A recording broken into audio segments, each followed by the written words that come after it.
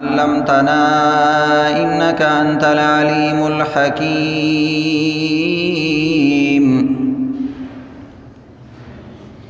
الحمد لله وكفى والصلاة والسلام على من لا نبي بعد. أما بعد فأعوذ بالله من الشيطان الرجيم.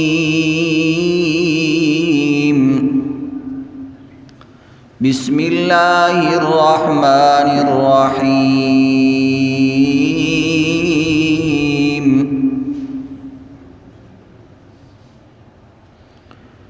والذين يؤمنون بما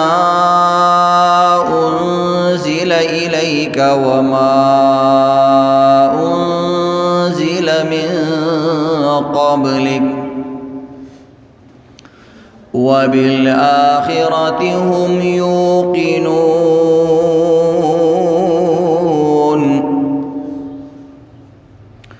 أولئك على هدى من ربهم وأولئك هم المفلحون.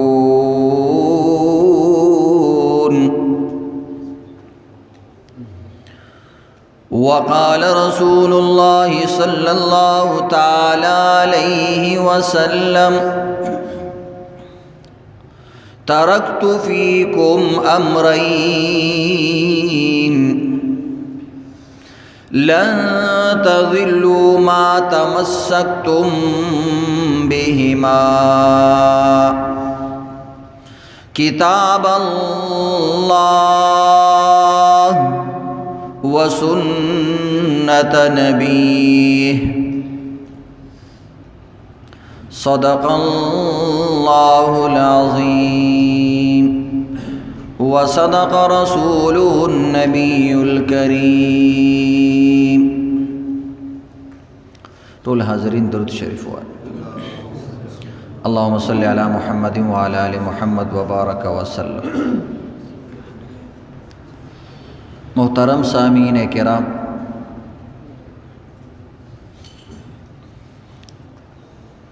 بعض خلق د یو اهم مسئلې په باره کې تپوس کوي. عموماً هغه کسان او هغه مسافر او هغه خلق چې کوم په سعودي عرب کې یا عرب اماراتو کې یا نور اسلامی ممالکو کې اوسیږي او یا د تجارت په غرض باندې هلته تللی دي، نو دلته عرب او دغه ملکونو والا خلق د سنت و اهتمام نه کوي.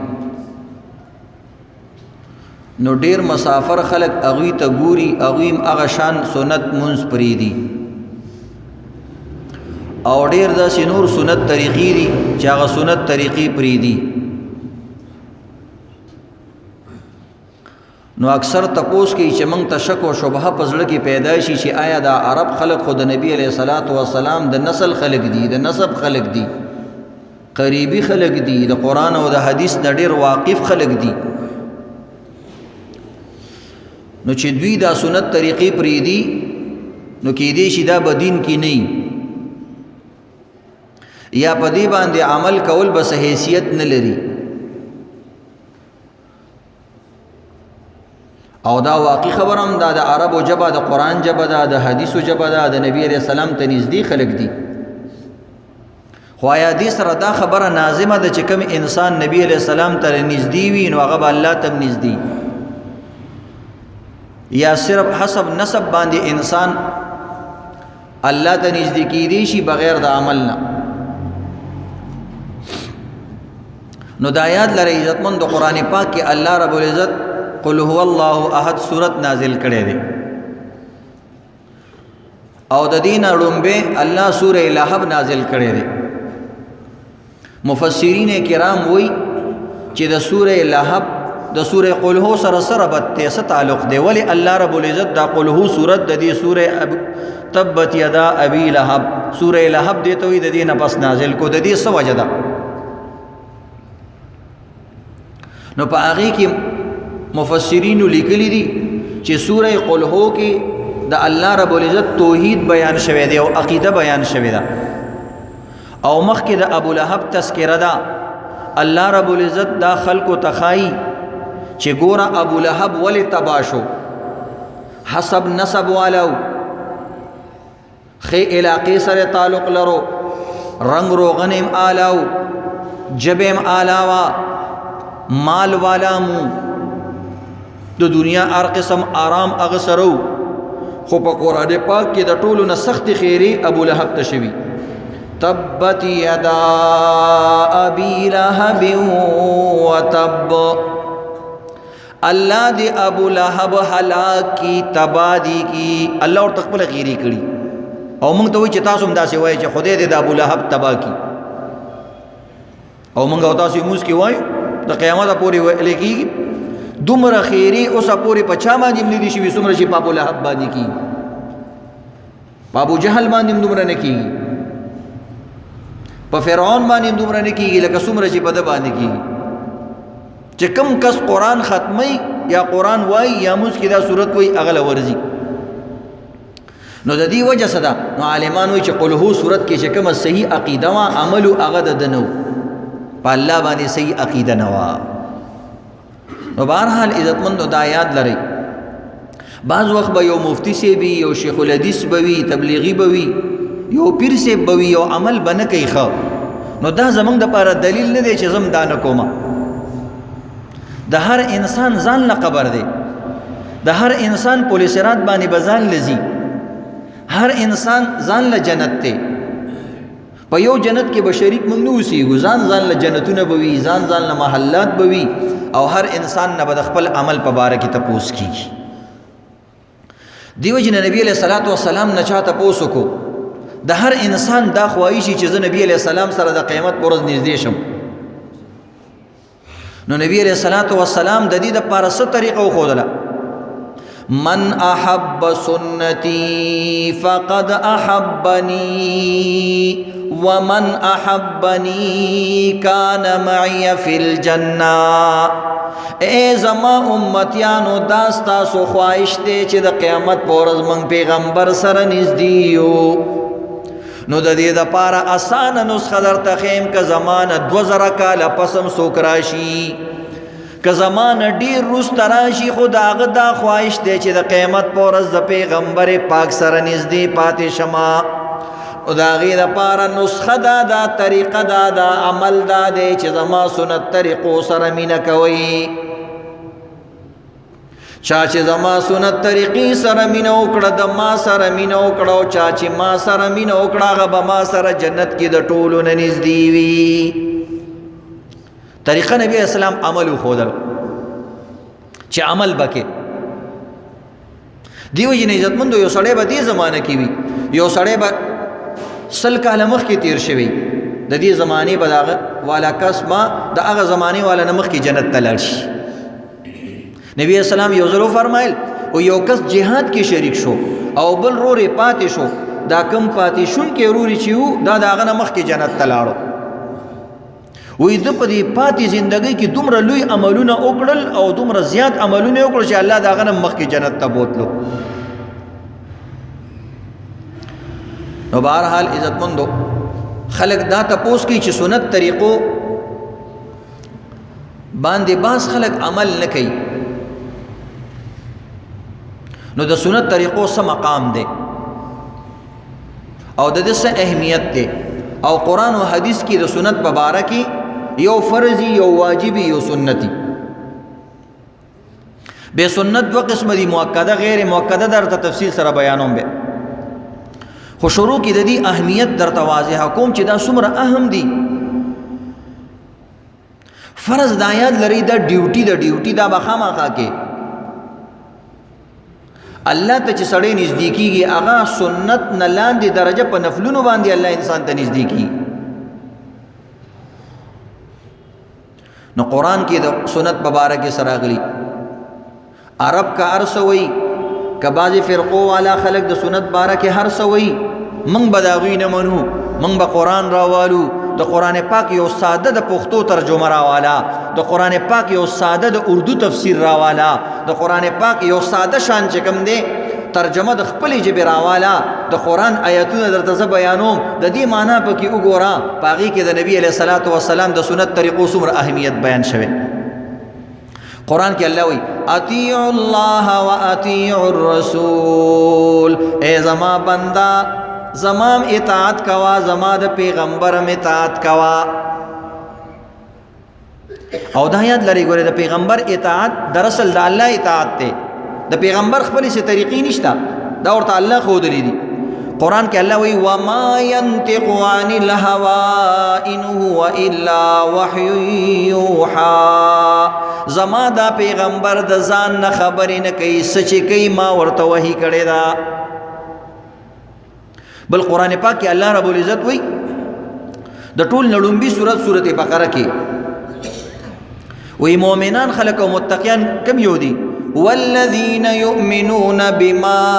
انزل الیک، یا زما پیغمبر مومن هغه ته وی چې هغه ټول سيزونو باندې د عقیده وی چې مونږ ته نازل کړی وی. او آیات کې تاسو ته بیان شو چې نبی اسلام د ځان نه خبرې نه کوي، څومره طریقې چې دي الله ورته ښودلې دي. نو د دې آیات په تفسیر کې علماء کرام لیکلي چې څنګه په قرآن باندې عقیده ضروری ده، د قرآن په سنت باندې او د نبی اسلام په احادیث باندې هم ما لفظ راغلی دی. صرف قرآن نه دی چې قرآن تا باندې نازل شوی، ما هر هغه شی چې تا باندې نازل شوی دی، کاغه قرآن دی او کاغه حدیث دی. نو دې کې حدیث هم داخل شو، په حدیث باندې عمل کول د قرآن د دې آیت نه ثابتېږي چې دا پیغمبر ته نازل شوی دی. بل آیات کې الله وی وما آتاکم الرسول فخذوه وما نهاکم عنه فانتهوا، دا قرآن آیات ته سنت طریقو ته په اشاره ده. اے خلکو سچ تاسو ته پیغمبر در کی تاسو یې نسی عمل پې کوئ، او چې د سنم منی کی هغه نه منی کېږئ. دا قرآن آیات ته عام تفسیر راواله معنی هم دغه لیکلي، سنت طریقې قرآن کې بیان شوي دي. عائشہ رضی اللہ تعالیٰ نے چاہتا پوچھو کہ نبی علیہ السلام زندگی سوا وی کان خلقه القرآن، تو قرآن آیاتونه وایي او د نبی علیہ السلام ټول سنت طریقې او دغه زندگی دا او اخلاق دي. نو دی وجه نه عزتمند سنت طریقو ته کم نه دي قتل پکار. بعضی کسان وی په قرآن کې د سنتو حکم نشتا، نو دا یاد لري د فرض منځ حکم هم په قرآن کې صراحتاً نشته چې د غرمي منځو کا او د مازیګر منځو کا او د ماښام منځو کا. قرآن پاک کې مطلق راغلی منځ کوا، د دې تشریح به د نبی اسلام په زندگی کې پرته ده. د نبی اسلام زندگی د قرآن پاک تفسیر دی، د قرآن پاک تشریح ده، د قرآن پاک وضاحت دی. قرآن پاک کی خراجی موز کوئی اقیم الصلاة و آتوا الزکاة، موز کوئی بے علماء کرامو چې دا د امر صیغه ده، امر د واجب د پاره نو موز کول فرض دي. نو قرآن پاک کې موز طرف ته اشاره شوی ده. او نبی علیہ الصلوۃ والسلام فرض موز هم کړی دی، واجب هم کړی دی، سنت هم کړی او نفل هم کړی. نبی اسلام نه تاسو چې څنګه چل بکو مونږ کوم بکو، وی صلوا کما رأیتمونی اصلی، بس چې ځکه مونږونه کوم اقشان تاسو کوي. نو دا حدیث کې مراد چې د نبی اسلام کوم عمل کړي مونږ اب تکې قرآن کې مو چې تاسو مونږ کوي د پیغمبر طریقو باندې عمل کوي. نو دا د قرآن پاک څخه آیاتونه دي. او یو آیات کې خرازی ان تطیعوه تهتدوا، که تاسو د پیغمبر اطاعت کوئ نو تاسو به په هدایت باندې. او چې کوم انسان د پیغمبر هدایت نه کوي یا ما انزل الیک چې پیغمبر ته نازل شوی دی حدیث او قرآن په دې عمل نه کوي نو دا گمراه کیږي. او قرآن کې دغه آیات نه بعد چې الله پیغمبر ته نازل کړي دی هغه به مني، نو فوراً پسې دا دعا د دې نه مخکې دا بیان شوی دی خدایا پاک وللضالین غیر المغضوب علیہم وللضالین، یا اللہ ما د گمراہانو دلار نو ساتی. او داغی نمخ کی سری اہدنا الصراط المستقیم، پسی دلار میں روان کی، پسی دلار میں روان کی او د گمراہ فرقون میں او ساتی. اوس سیده لار څه ده؟ نور پسې بل صورت دی الف لام میم ذالک الکتاب. یا زما بنده ته هر منځ کې سوال کې چې په سیده لار مې روان کا، په سیده لار مې روان کا، نو زما بنده سیده لار دا کتاب دی. او په دغه صورت کې مخکې وایي چې مؤمن سړی به په هغه څه چې پیغمبر ته نازل شوي په هغې به ایمان لري. نو سیده لار د پیغمبر قرآن او حدیث دي. دغرنګې احادیثو کې عزتمندو د سنت ډیر فضائل بیان شوي او سختو سختو الفاظو سره چې کوم دی د دې تاکید بیان شوی دی. یو حدیث کې راځي ترکت فیکم امرین، ای زما امتیانو ما دو څیزونه تاسو ته پریښي دي، لن تضلوا ما تمسکتم بهما، چې دواړه تاسو رانیسئ نو چېرته به هم تاسو ګمراه نه شئ، او کدی دوانو کې نه رانیسئ او عمل پې نه کوئ نو ګمراه کېږئ به. کتاب الله و سنت نبی، د الله کتاب او د الله د نبی سنت طریقې او احادیث.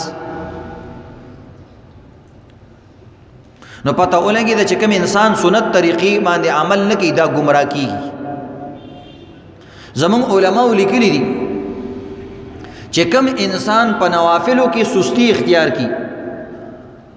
من تهاون علی النوافل، چې کوم انسان په نوافلو کې سستی اختیار کی او غفلت اختیار کی، الله حرم من سنتی،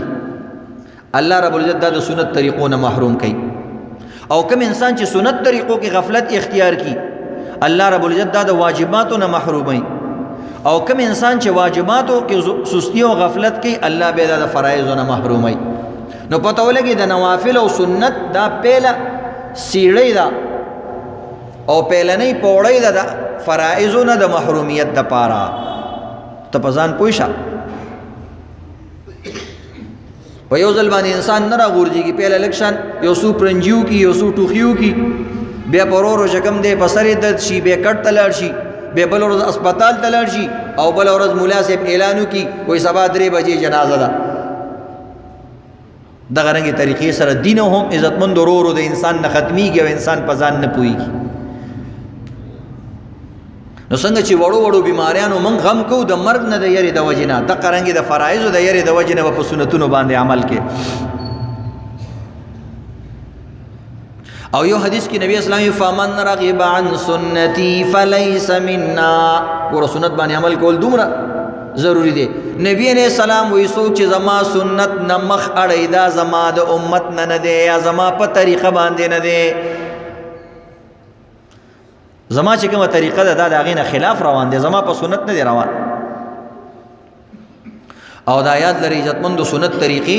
چې کله دا اوس چې کوم حالات دي،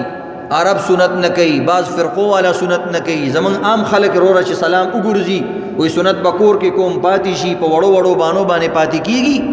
نو دا د فساد وخت دی. تاسو یاد لرئ د فساد په وخت کې یو سنت کول، نبی اسرائی من تمسک بسنتی عند فساد امتی فله اجر 100 شهید. وی چې کوم انسان د فساد په وخت کې یعنی خلک په سنت طریقو باندې عمل نه کوي او سنت طریقې پرخي او دا یو سنت طریقه باندې عمل کوي، په دې یو سنت باندې الله دته د صلو د شهیدانو ثواب ورکوي. نو چې کوم عرب تاسو ته وي یا کوم خلق تاسو ته وي، نو تاسو دا آیاتونه چې کوم دا ما درته بیان کړل یا کوم احادیث درته ما بیان کړل، دا احادیث نه دي، دا د قرآن آیاتونه نه دي. یا یو عرب ته اسی وایا وې د نبی اسلام د سنت طریقو چې کوم دی فضیلت بیان کړ درته به شروع شي، سنت نه کوي. بیا د دې د وجې نه چې کوم اماراتو کې زمونږ الکان لاړ شي او تجار خلک لاړ شي، تاجران لاړ شي، هغوی سنت طریقې پرېږدي، هغوی ته ګوري. نو د نبی صلوات و سلام د سنت طریقو اهتمام کول پکار دي.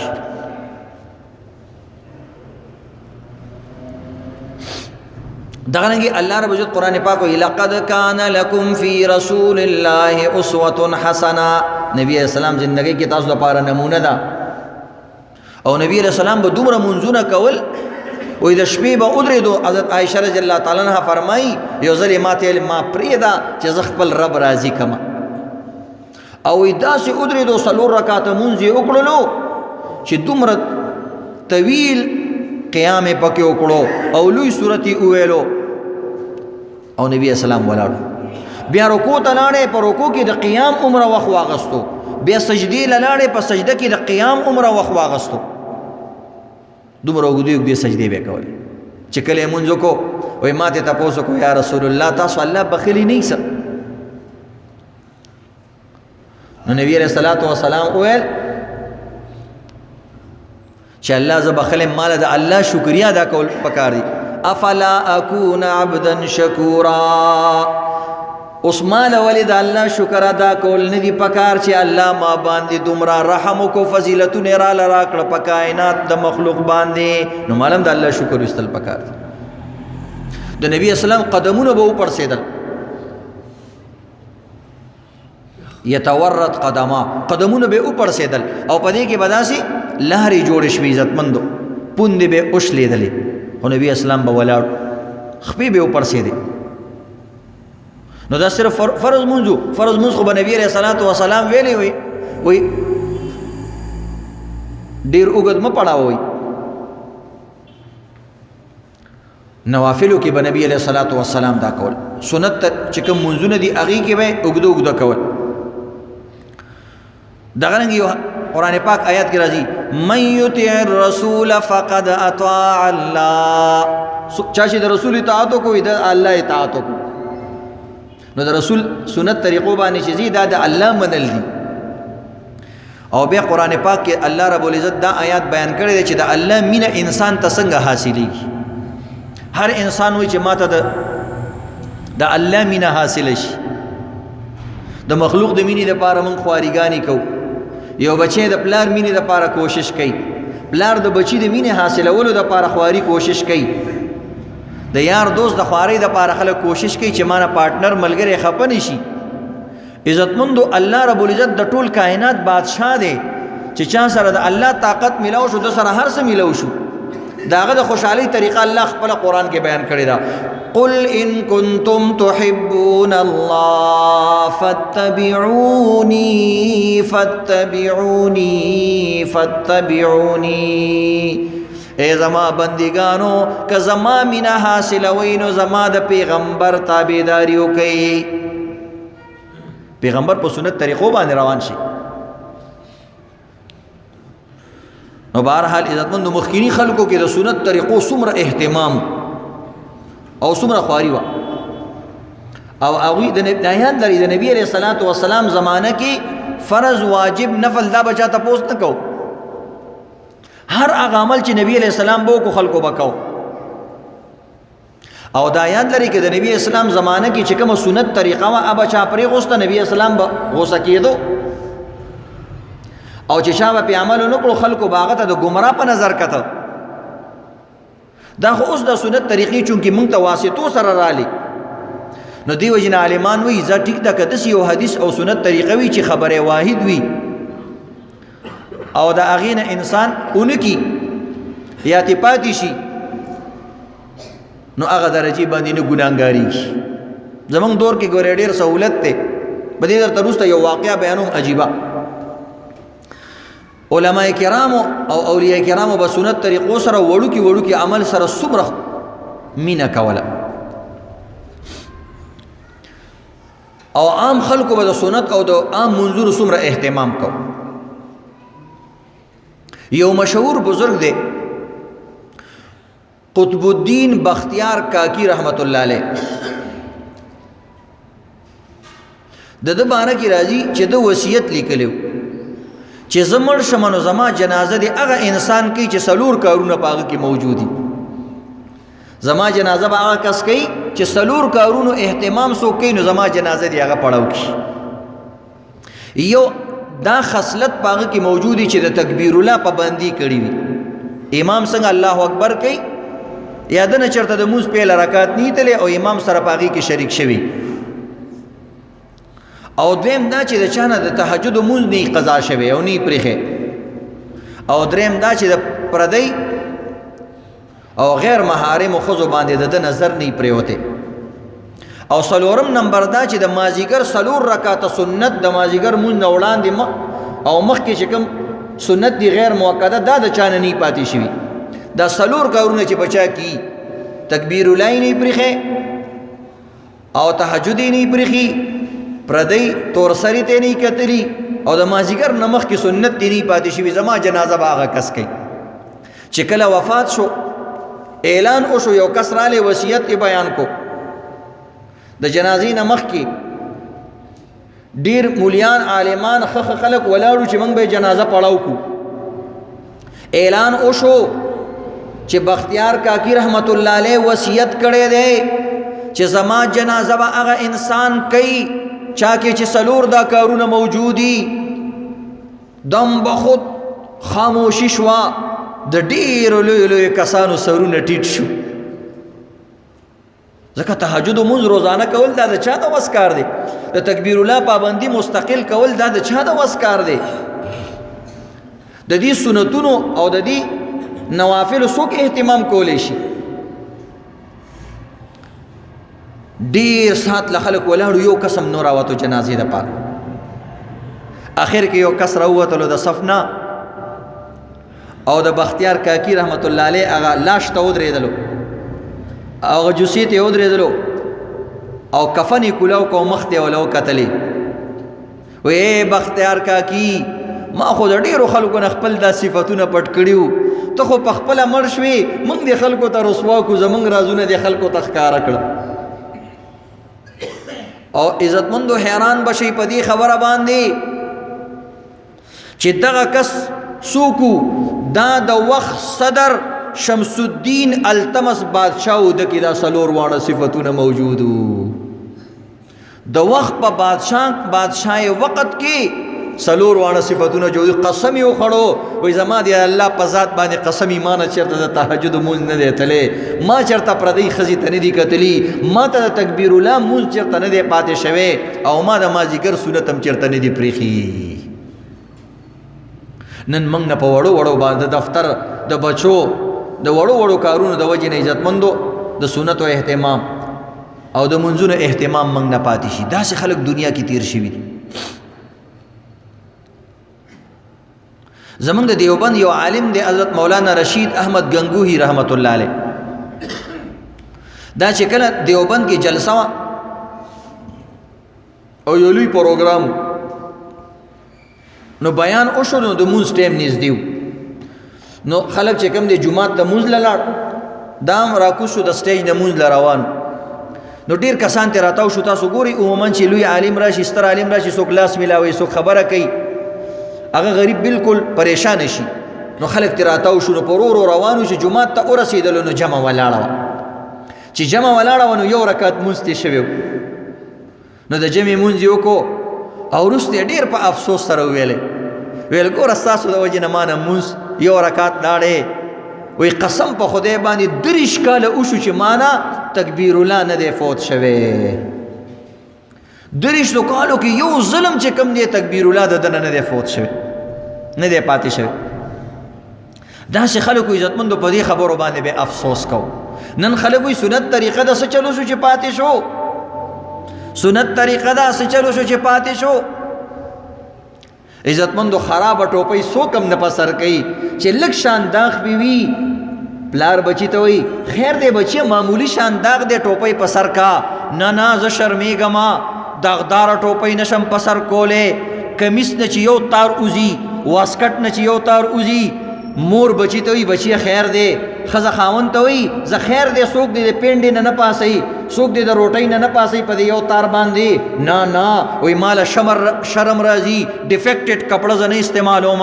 معمولی کپړه زه نه استعمالوم ہے د بدن د کپړې چې یو تار لري شي هغه کپړه موږ ریجیکټ کو هغه سوټ موږ ریجیکټ کو هغه آینده نه استعمالو موږ له عار راځي په مونځ کې چې سنت طریقه پاتې شي زموږ هېڅ پروا نه وي. د ژوند چې یو طریقه واتله د ژوند د سنت طریقو اهتمام او د ژوند د سنت طریقو درجه د یو تار نم کمه شوه د ټوپۍ د یو داغ نم کمه شوه کله عزتمندو موږ نه یو څیز لرې شي رک شي نو موږ هغې پسې وجاړو هی د نبي اسلام طریقه پاتې شي د دې دپاره څوک جړا والا نشته دا خو هغه خلکو چې نفلونو پسې به هم جړلو د معاویه رضی الله تعالی عنه نه د شپې نفل مونځ پاتې شو تهجد نو په جړا شو جړلې په دویم ورځ باندې بیا اوده پاتې شو شیطان را لې پای سولو ویل پاسې که د تهجدو ټیم دی هغه د لاس د کلک ونیولو ویل ولې ته څوک یې چې زما کور ته راغلی ویل ما سره سکار ستاک سکار دی خو بیګا د ابل بیګا د نه د تهجد مونځ پاتې شوی ډېر دی جړلی وو نو ډېر د باندې خفه شو ما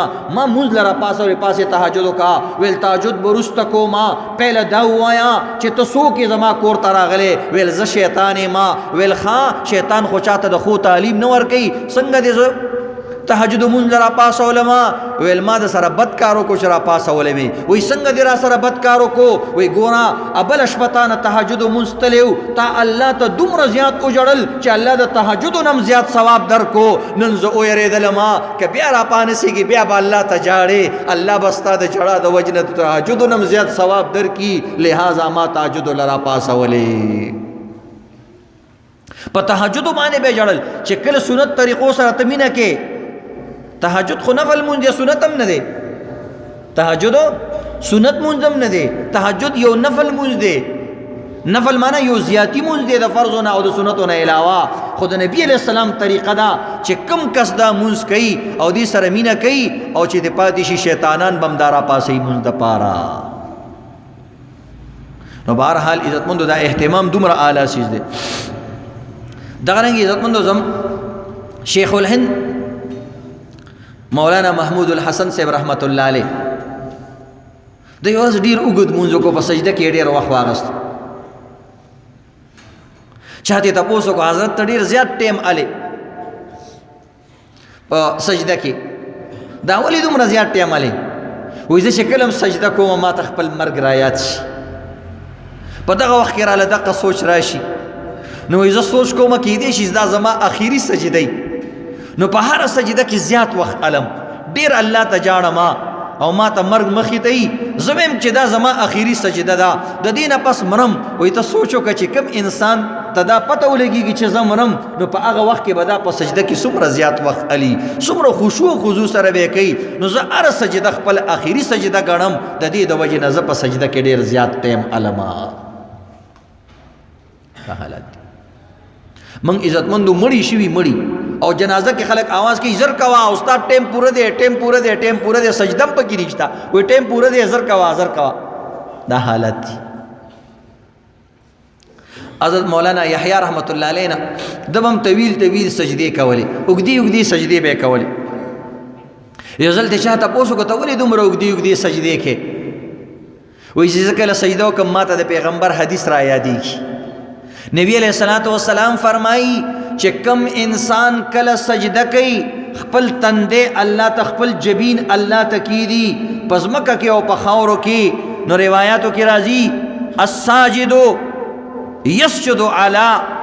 قدم الرحمن سجده کون کې چې کم دی د الله په قدمونو کې وای سر اخی الله لیس کمثلی شیء د الله قدمونه نشتا خو الله رب مثال په تور باندې کوي دا سي بیانې وای چې کله ز سجده وکما نو زما زړه نه غواړي چې ز خپل سر د الله د قدمونو نه راوچت کبا ماته یو خوند او یو میټاس په دې کې ملاويږي د دنیا په ډیرو سيزونو کې موږ له خوند راکې چاله یو سیس چاله بل سیس خوند ورکې کله چا داسې ویل چې مال د پیغمبر د پلانې سنت طریقه ډیر خوند راکې د چا یو سیس خوخ د چا بل سیس خوخ نه چرته به عزتمندو لس غنټې 15 غنټې مجلسونه وي سو کوئی زما فلانې سیس خوخ دی بل سره په مناظره کوي چې د فلانې سیس د فلانی نه مزیدار دی او اعلی دی چرته دا خبره پکې ونشي چې زما دی سنت طریقو سره ډیره مینه ده مال نفلونه ډیر خوند راکوي مال سجده ډیر خوند راکوي زه تلاوت کې مال جړه راځي په مونځ کې مال ډیر خوند او مزه راځي او فلانی عمل کې مال حلاوت راځي علي صاحب نه چا تپوسو کو اے علي ستا کم عبادت خوښ دی وای زما دا عبادت خوښ دی چې د ګرمیانو روجي وي غټي ورځي وي او په ګرمیانو کې روزي راشي او زه د الله دپاره په ګرمۍ کې لوی لوی روزي ونیسما. ویل ولې؟ وی په بل عمل کې به ما له خوند راځي، په دې عمل کې زما الله له خوند ورکوي، نو زه به هغه عمل کوم چې زما الله په څه باندې خوشحالېږي. نو بهرحال عزتمندو دا داسې سجدې به خلکو لګولې، په سجده کې به وله خوند راتلو. دې وجې نه شاعر وایي نشان سجود تیرے جبی پر ہو تو کیا، نشان سجود تیرے جبی پر ہو تو کیا، کوئی ایسا سجدہ کر کہ زمین پر نشان رہے. وہی دس سجدہ سجدی دے ډیر وکړې، پتندی دے ډیر نشانونه جوړ شو خلکو ته، وای ز سجدې کوما، وای دس سجده دې کړې ده چې پزمکه باندې ستا د هغې نشان پاتې شي،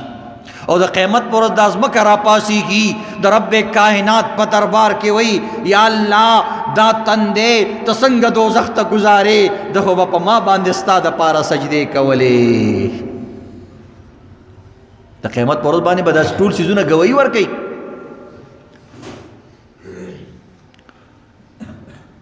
دیو یو شاعر وہی آؤ ایک سجدہ کرے عالم مدہوشی میں، آؤ ایک سجدہ کرے عالم مدہوشی میں، کون کہتا ہے کہ ساغر کو خدا یاد نہیں.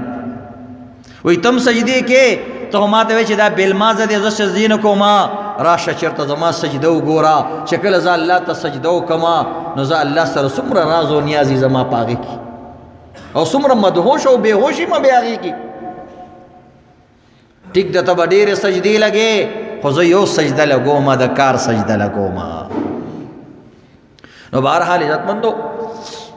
د سجدو د دې څیزونو ډېر اهتمام کول پکار دي. د سنت طریقو به ډېر اهتمام کی. په سنت باندې سنت طریقو باندې یو عجیبه واقعه د نبی علیه الصلاۃ والسلام زمانه کې وشوه.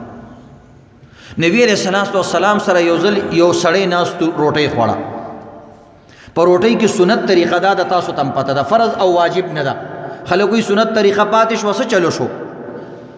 روټۍ د خپل طرف نه خوړل،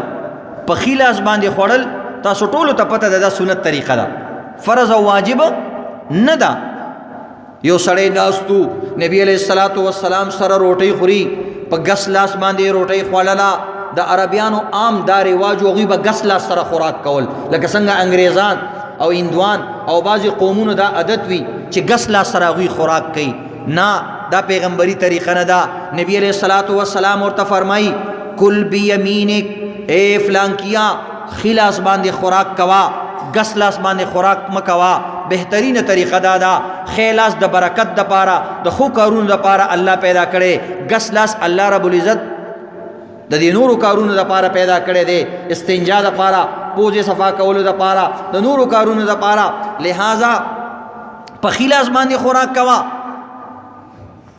د هغه د خولې نه خبر وته وی لا استطیع، وی چې زه په ښي لاس خوراک نشم کولی، یعنی ښی لاس مې شل دی مثلا. خدای د تکبر د وجې نه وویل، او د دې وجې نه چې لکه د ماته د خلکو په مخ کې ولې داسې خبره وکړه. بعضې کسي که نه د پلار نه م خفه شي. نبی علیہ الصلوۃ والسلام خو په امت باندې شفقت و چې زما امتیان زما په طریقو باندې عمل وکړي او د دې جنتونه اعلی جوړ شي او دوی د جهنم نه بچ شي. نبی اسلام ته ښي لاس باندې خوراک کوا، وی لا استطیع، جی زه ښي لاس باندې خوراک نشم کولی. نبی اسلام ته لستطاعتا، د نن نه پاس به بالکل په ښي لاس خوراک نشي کولی. خیری ورته وکړئ. ما منعه الا الكبر، هغه د کبر د وجې نه دا خبره وکړه. نبی اسلام ورته غم مه کوه، که ستا په ښي لاس کې طاقت او حرکت موجودي او تا د تکبر د وجې نه دا خبره وکړله، یا د پیغمبر خبره او سنت طریقه په تا باندې بده ولګېده، نو د نن نه پس به ستا ښی لاس ستا خولې ته ونه رسي. راوي وایي فما رفعها الى فيه، وی قسم دې تر څو پورې چې دغه الک او دغه سړی ژوندی و، وی چېرته هم د ده داخلي لاس بیا د دې خولې ته نه دی رسېدلی. ګور یو سنت طریقه ده، دا یاد لرئ عزتمندو. سنتونو حوالې سره درې قسمه خلک شي ځکه سنت طریقې موږ نم کله پاتې شي تاسو نم پاتې کیږي نو سنت کې درې قسمه خلک وي یو هغه انسان وي چې هغه نه څه د عذر د وجې نه سنت طریقه پاتې شي نو په دې کې الله رب العزت انسان نه ګرموي نه نیسي ځکه د ضرورت راپېښ شو لکه مثلا مونځ ته ولاړ وي سنت دې پاتې وو یکدم دماکه وشوه یکدم چې کوم دی چا باندې چپه راله او ته اوچت کړو هسپتال ته دې ولېږلو یکدم داسې اچانک سخت کار وشو چې ته یکدم روان شوې فوري روان شوې او د سنت د کولو موقع درته میلاو نه شوه د سنتو قضا بیا وروسته نشته که کینو نفل و ثواب به درته میلاویږي نو به تا نه سنت پاتې شو خیر دی الله رب العزت تا سره گنجایش کړی دی هغې د فرض درجې دی له نه ده ورکړې چې دا لازم وي او قضایي وي دویم دا دی چې اکثر انسان سنت پریدي غفلتاً او د سستۍ د وجې نو دا انسان قابل عتاب دی د قیامت په ورځ باندې د باندې به الله او د الله رسول غوسئ چې زما طریقې تا ابس کړلې او تا ته دا د قرآن آیاتونه او زما حدیثونه نو در رسېدلي تا د دې الک واقعه نه وه اورېدلې چې ما ورته ویلې په ښي لاس خوراک کوه او هغه ویلې نه کوم او لاس یې شل شو نو بهرحال عزتمندو دریم قسم هغه انسان دی چې هغه تهاونا استخفافا مذاق کوي تمسخره کوي او د دین او د سنت طریقه سپکه ګڼي نو په دې صورت کې عزتمندو عالمانو لیکلي دي چې دا سخت ګناهګاریږي او داسې سنت طریقې پرې غوستل دا عزتمندو د واجب په شان دي او انسان ګناهګاریږي او با صورتونه داسې وي چې انسان پکې کفر ته هم رسي اندیشه وي چې کوم انسان د سنت استخفاف کوي او هغه پورې خندا کوي چې د خاتمه بشر وشي د خیر خاتمه نصیب نشي ګوره یو سنت طریقه د مسواک کول عالمانو لیکلي تجرباتي طور سره چې کم انسان د سنت مسواک اهتمام کوي د مرګ په وخت کې د کلمه نصیب کیږي او چې کم انسان تماکو چرس پاوډر شراب مستقل طور سره استعمالي د دې یو غضب دا دی چې د مرګ په وخت کې دی انسان ته کلمه نه نصیب کیږي نور اعمال خپل دي چې اعمال زیات یې الله به وبخي خدا یو قباحت دی چې د مرګ په وخت کې په خوله باندې کلمه نه راځي نو د دې سيزونو ځان ساتل پکار دي نو تهاون بنه کې دین ته او سنت طریقې ته بس پک نه ګوري وای مونږ سنت طریقه دا کنه څه چلو شو چې ودی نه کړو دا خبره بنه کې سنت مکوا کسو کې نه کوي خپل کار دی ځان له جنت نه ګټي پیغمبر سره مینه نشتا د الله مینه نه حاصلې دا د کم بختی دا د محرومیت دی دا د بے برکتی دا خو عزتمندو د سنت طریقو توهین بنه کې توهین د سنت طریقو سره انسان د ایمان نه محرومیږي امام ابو یوسف رحمت الله علیه بارک یو واقعا لیکلی دا او دا د سنت طریقې سره تعلق لري تاسو اوریدلی دی په احادیثو کې راځي د نبی علیه الصلاۃ والسلام کدو ډیر زیات خوخو نو دا د نبی علیه السلام الانکه سنت مؤکده هم نه دی واجب او فرض هم نه دی دي ته سنت زوائد وي که څوک کدی خوري او دی خوري کني خوري نه دی خوري سمون او د سره تعلق نشته یو زیاتی د پیغمبر یو طریقه د نفل شان چیز دی مستحب شان دی خو بیا هم عزتمندو چې د چا سره مینه دا هغه هر ادا سره د انسان مینه وي چا سره چې د چا مینه وي دا هغه خندا سره مینه وي او دا هغه سر خوځولو سره هم دا هغه مینه وي دا هغه لاس خوځولو سره هم دا هغه مینه وي دا هغه تک سره هم دا هغه مینه وي دقه عاشق انسان د پیغمبر خبره چې راشي چې د پیغمبر کدو خوښ دی پکار دا دی د زړه کې کدو سره مینه پیدا شي او دا کله په ژوند کې خو یو ځل داسې کدو پوخ کی د دې لپاره چې زما پیغمبر کدو خوړلې دی نو د دې وجې نه چې کوم دی مال نن کدو پوخ کی د پیغمبر د سنت طریقو د وجې نه خورم شیخ الهند رحمت الله علیه د ماسخوتن مونځ نه بعد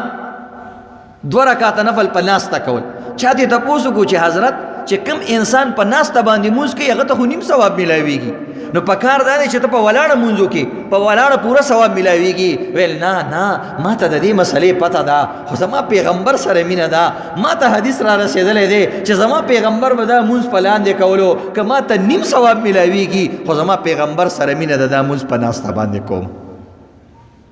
دا یو مینه محبت دی انس صاحب وایي ما نبي اسلام سره یو ځل روټۍ خوړله نو نبي اسلام په خوروا کې کدو نو کدو چې کومه ټوټې وي هغه به یې راغستې وایي ما ته پته ولګېده چې د نبي اسلام کدو ډېر خوښ دی وایي بیا ما ټولې د کدو چې کومې ټوټې وي هغه به مې نبي علیه السلام ته مخې ته کولې د نبي اسلام خوښې وي قرآن کې هم د کدو تذکره راغلې ده علماء هم دې سره مینه کوله زما استاد محترم حسن جان صاحب رحمت الله علیه اکثر بچی ته چاته پوسو کو صدله پاخه کم وی په نری غوخه کې مال کدو پوخ کا مونږ به چې کدو ته د ولې خوښ دی چې دا احادیث مو اورېده چې دا خو د پیغمبر د سنتو د وجې نه دې سره مینه کوي ځینې اکثر کسان سبزي نه خوښوي پولاونه چرګان دا خوښوي بیا نری غوښه کې چې ته کدو واچې د نری غوښې ختم هغه مزه پې ختم شي خو نه د پیغمبر سنت دی نو پکار دی چې موږ له دا خوند راکړي امام ابو یوسف رحمت الله علیه مخې ته یو ځل د کدو تذکره راله د کدو خبرې کېدې چې د نبي علیه السلام خوښ دی یو سړي ویلې اما لا احب الدبا زه کدو مدو زمانه دی خوښ